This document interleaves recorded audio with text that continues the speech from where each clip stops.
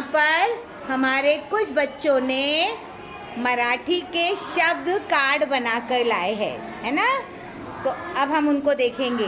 कौन सा कार्ड बनाया आपने? आप चटाई।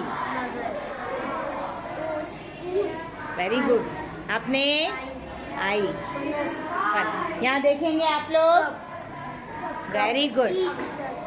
हाँ, आपने कौन सा बनाया? ईद। आपका अक्षर। आप ईद। आपका कार्ड शहर।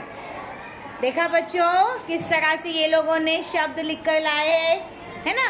अब हम इसके ज़रिए से एक एक्टिविटी करेंगे यहाँ पर, है ना। शब्दों को ढूंढने वाली एक्टिविटी। हम ग्रुप में एक एक्टिविटी लेने वाले हैं इन बच्चों के लिए जो जिन्होंने काम करके लाया है। आप तमाम जो यहाँ बैठे बच्चे हैं इनके लिए क्लैप करेंगे। Good, very good, very well done.